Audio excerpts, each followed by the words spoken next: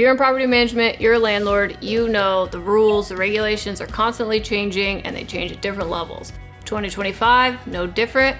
We saw a bunch of changes coming from the top, but from the state level, specifically regarding rent increases, notice posting, and mailing.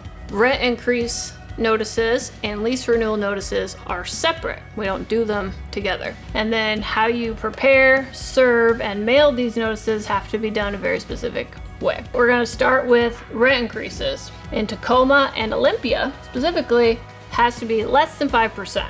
If you raise the rent more than 5% in those cities, you may have to pay the tenant relocation assistance up to 3 times the rent, I believe. Anyway, something you want to avoid, you don't want to do it. Everywhere else, rent increase is capped at 7% plus CPI or 10%, whichever is less. And the CPI changes every year, so that means the amount that you can raise your rent every year also changes. The way that we're handling this, the way that we're going to be working within these regulations, and our recommendation to you, if you would like to copy it, is in Tacoma and Olympia, we set our rent increases every year at 4.99%, just under the 5%, and everywhere else we raise it 6% a year. Don't fluctuate. Other than that, that's what it is. Your standardized increase ensures that we're going to be compliant every time.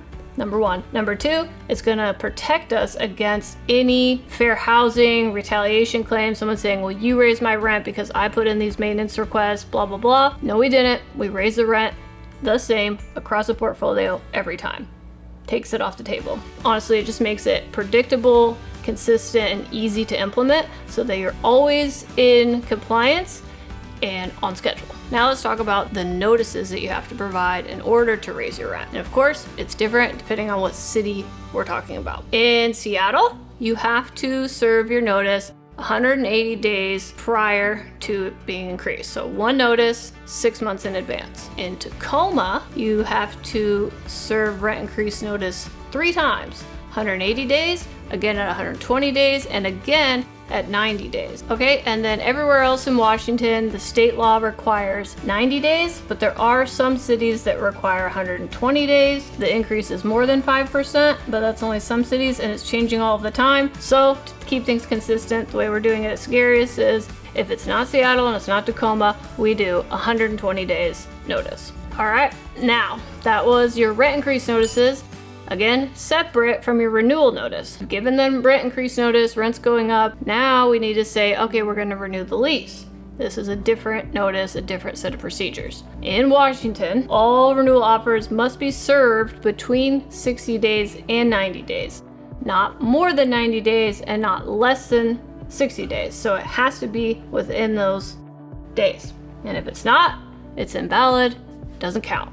Okay, so serving a renewal earlier than 90 days does not count, and all this has been verified and confirmed by our attorney. There's no way around this, so you absolutely have to hit those timelines. So remember, the window's strict, no earlier than 90 days, no later than 60 days. We've talked about rent increase limit, rent increase notices, and renewal notices. Let's talk about how you actually prepare the notice. When you prepare a notice, you have to create 1 notice per adult in the household plus 1 that says all other occupants. So if there's 2 people living there, 2 adults living there, you have to prepare 3 notices. Once you've prepared your notices, you have to deliver them in person through a formal serving procedure and mail it via certified mail if you are not able to physically hand the notice to each adult in the home. So you go to the property, you knock on the door. Here's 3 scenarios that can happen. You knock on the door, everybody's home.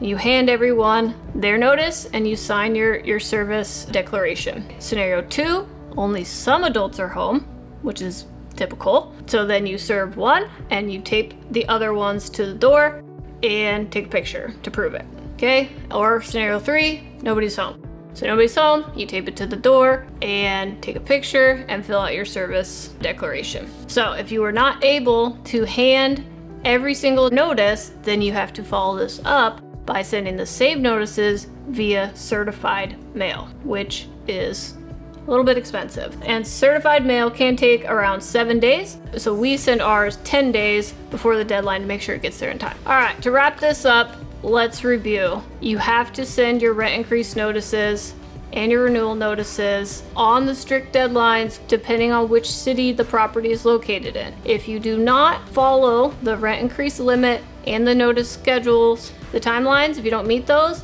it invalidates the entire process and you have to start over. It can sound very, very confusing. If you just have one rental property in Seattle, then you just hone in on the Seattle regulations, but you have to watch them because they do change pretty frequently. But if you're managing multiple units in different cities, it might be time to bring in a manager. Thanks for watching. I appreciate your time. If you found this video useful, I encourage you to like and subscribe and follow along for more property management topics.